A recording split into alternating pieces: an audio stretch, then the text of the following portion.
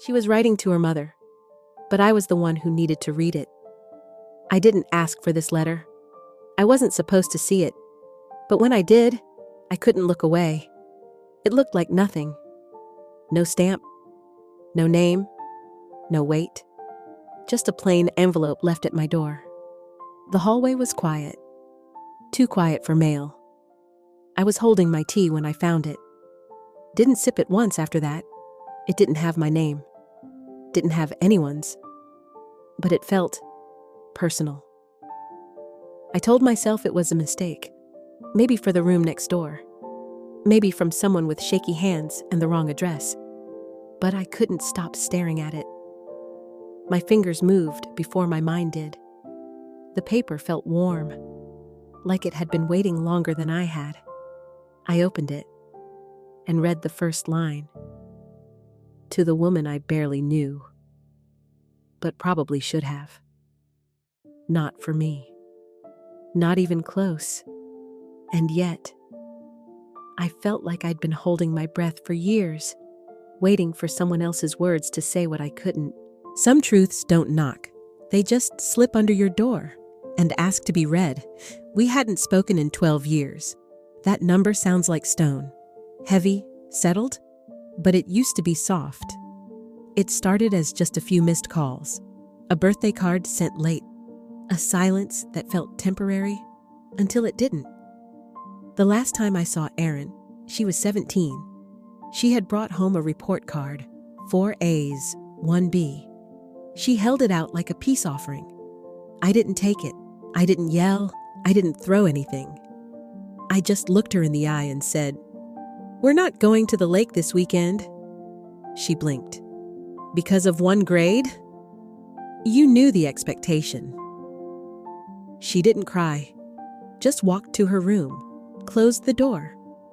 I told myself she needed to learn that effort mattered, that near perfect wasn't the same as perfect. That weekend, I packed alone, unpacked alone, then canceled the trip. She never brought it up again, but she never came back from it either. When she left for college early, she didn't hug me. Just said goodbye like she was turning off a light. After that, there were a few phone calls, holidays, awkward, clipped, then nothing. I told myself she was being dramatic, that she would grow up, that she'd see it differently one day. But a year became 5, then 10, 12.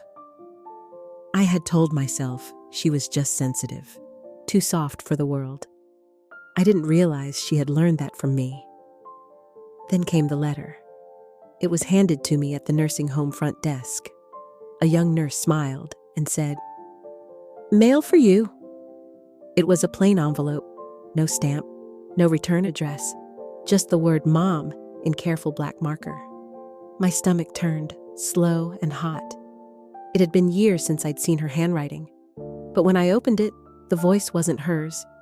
It was Lucy's, my granddaughter. Her voice was calm, steady, older than I expected. She wrote, "Mom never talks about her mom. She just says, one day, she stopped trying."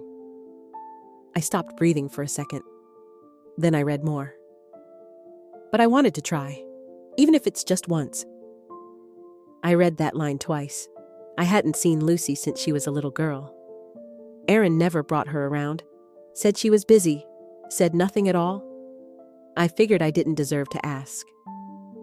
Now here was this child, grown, writing to her mother, and the letter had found me instead. Maybe the staff saw Mom and thought it was for me? Or maybe silence has a way of delivering the right message to the wrong hands. Or the other way around. I sat down, held the letter, and realized something I never wanted to name. Erin had told her daughter about me, not to me. I kept the letter on my nightstand. Some nights, I wouldn't even touch it. Just looked at the edge of it, sticking out like a breath I hadn't finished. Other nights, I'd open it to the same line. She said she used to wait outside your door and cry quietly, hoping you'd call her in. The first time I read that, I flinched. Then I got angry. She was remembering it wrong. Or twisting it. I didn't ignore her. I just gave her space. Time to think. That's what I told myself. But my body remembered better. The hallway. The stillness. The thin line of her shadow under the door. I heard her whisper once. A soft joke. A try. I smiled, but I didn't open it. I waited until the smile passed. Because I thought a mother should be firm. That love wasn't supposed to be soft. It was supposed to shape. Now I wonder what that silence shaped her into. I stood up and opened the closet. The red flannel shirt was still there. Faded. Soft at the sleeves. She used to wear it every week. I lifted it from the hanger, meaning only to hold it, but something clenched. My fingers dug in, crushing it in my hands.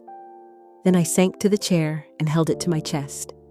It didn't smell like her anymore, just old cotton and time. But it still remembered her shape. And mine. Lucy wore that shirt last fall. Same shoulders. Same silence. I used to think that quiet was strength, that I'd taught Erin how to stand alone. But maybe I'd just taught her how to disappear in plain sight. I went to the bookshelf, pulled out an old photo frame from behind the rows. It was dusty. We looked happy. I tried to remember what we laughed about that day. I couldn't, but I remembered the last night she came downstairs for dinner. She sat across from me, silent. I asked how school was. She shrugged, said, "Fine." I said nothing else. She finished half her plate, then said she wasn't hungry, and I let her go. She walked up the stairs, slowly, hoping I'd say something. I didn't. I waited, and in that pause, the air turned cold. I used to think love meant boundaries, but maybe love, real love, was letting yourself be soft enough to be wounded. I thought I'd broken the silence my own mother raised me in, but now I wasn't so sure. I remembered her folding shirts in the same way, tightly, with hands that didn't shake. She never said sorry either. Maybe this wasn't a mistake. Maybe it was a pattern, and I had kept it going, one quiet decision at a time. I folded the letter and set it aside, but it kept whispering to me. One line wouldn't leave. "I know she's angry at you, but I don't know if you deserve it." I scoffed, quietly. Of course I didn't deserve it. I did what I thought was right. She got food, clothes, a roof, books. I was there. I was solid. But something in me didn't settle. I told myself the girl didn't know what she was talking about. She wasn't even born when Erin left. Still, I picked the letter back up, my hands steadier than I felt. "She said you used to stop talking to her for days when she failed at something." I stared at that sentence. My jaw clenched. That's not how I remembered it, but the words sat there, plain and quiet, refusing to bend to my version. She was exaggerating, misremembering. I was just trying to teach her consequences. Space. Silence isn't cruel. It's controlled. That's what I told myself. But the memory came anyway. Erin standing outside my door. Her school bag hanging from one shoulder. Her hands holding each other like she didn't know what to do with them. She didn't knock. She just stood there, waiting, and I stayed inside.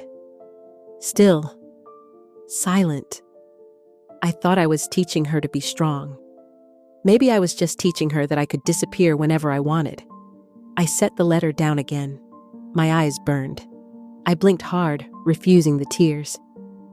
I got up, walked across the room. My knees ached the way old knees do. I opened the drawer where I kept photos and old notes. I didn't know what I was looking for. Then I saw it. A photograph of Erin at 12. She wore a red flannel shirt, one of my favorites on her. Later, Lucy would wear it too. I saw it just last week when she came to visit. Same shirt, Same crooked collar. I remembered Lucy standing by the bookshelf, her hands trailing along the spines of children's books. Blueberries for Sal. That's when the thought hit me. She didn't send this letter to the wrong person. She knew what she was doing. I'm writing this to her.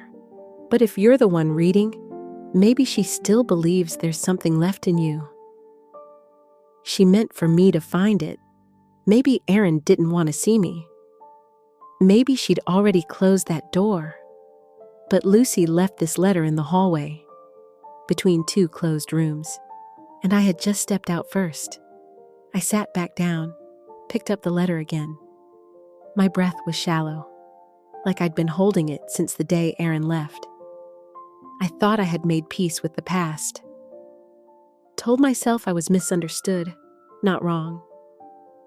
But now, with these words in my hands, I wasn't so sure. I whispered to no one. I thought I was being strong, but maybe I was just afraid of being seen, not strong. I looked out the window. The trees were still, the air heavy like something about to break. I thought of my own mother, how she once didn't speak to me for a whole week after I broke a plate. I was 6. No yelling, no punishment, just cold, vast silence. I used to think that was normal, until Aaron flinched when I stepped into her room one day, years later. I used to think I'd broken the cycle, but I hadn't. I'd just passed it on in softer tones. I reached for a blank page. I didn't know what I was going to write. My hand hovered, then dropped. I almost didn't write it. Almost folded the page and put it away, telling myself this wasn't my story to answer. But I began anyway. I wrote about that night, the hallway, the silence, the door I didn't open, I didn't explain, I didn't defend. I just told the truth. Then I paused. I didn't know what to do with the page. I looked at it, raw and plain, and for the first time, I didn't want to fix how I came across. I wanted to be seen, not as a perfect mother or a misunderstood one, just as I was. I folded the page gently, not to hide it, to offer it. Then I crossed the room, pulled out a book from the shelf. Blueberries for Sal. I hadn't touched it in years. I slid the letter inside, in the back. My hands were steady now. I opened the front cover, took a pen, wrote a single line. I was never good at saying sorry, but I want you to know what I couldn't say out loud. I closed the book, set it on the shelf where visitors often wandered while waiting. Near the window, where Lucy had stood. I didn't leave it there because I knew she'd come back. I left it because I was ready if she did. For years, I had waited for Aaron to understand me. Maybe now, I could finally try to understand her. The silence had gone on long enough. I wasn't writing to change her mind. I wasn't writing to be forgiven. I was writing because for the first time, I could. And maybe, just maybe, someone would read it. I wrote the letter in the afternoon, after tea. No one knew. I didn't tell the nurse. Didn't ask if Lucy would be visiting again. I stood by the hallway for a moment, hand on the corner of the front desk. I almost asked, almost let the question slip, but I didn't want the answer if it was no. So I went back to my room and wrote. It wasn't long. No apologies. Just a few memories I could no longer pretend weren't mine. I wrote about the silence, the times I chose quiet over reaching out, the night she whispered and I heard her, the door I didn't open. I didn't explain. I didn't defend.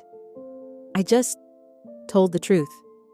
When I finished, I folded the page, held it, then unfolded it, folded it again.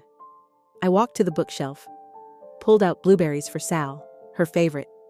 The spine was torn at the top from years of small fingers tugging. I remembered reading it with her under the blanket, flashlight on. She once asked if we could make jam like Sal and her mother. I said no. Too much sugar, too much mess. That memory hit harder than I expected. I slipped the letter inside the back cover, then paused. Where would I leave it? I walked to the shelf by the window, the one near the chairs where visitors waited. I placed the book down, then picked it back up, moved it 2 inches left, then right, then back to the middle. That's where Lucy stood once, fingertips drifting along the spines. I opened the front flap and wrote one sentence.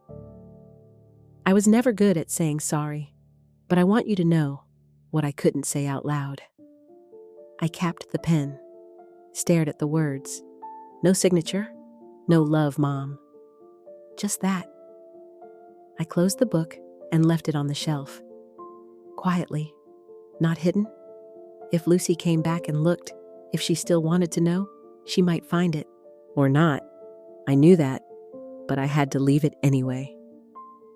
Not because I expected forgiveness, not even because I believed I deserved to be read, but because if one day either of them ever wondered whether I saw it, I wanted the answer to be yes. No one told me she was coming. I was by the window, as always, watching the trees fold their shadows into the grass. Then I saw her, Lucy, just standing there. She didn't wave, didn't smile, but she came in. She sat down across from me. No small talk, just presence. 2 chairs, 2 mugs, one warm, one untouched. I didn't know what to say, so I didn't. After a long while, she stood up, walked to the shelf. Her hand moved over the rows like she'd done it 100 times, but slower now. She pulled out blueberries for Sal, held it like it still meant something. Opened the back cover, found the letter. I watched her read it.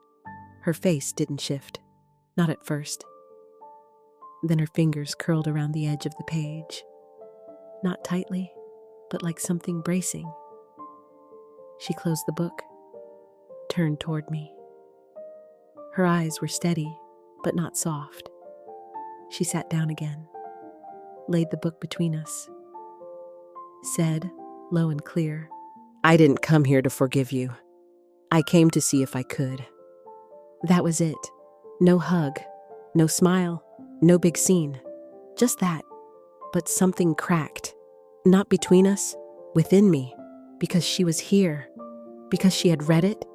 Because after all that silence, someone still wanted to try. She reached out, took my hand.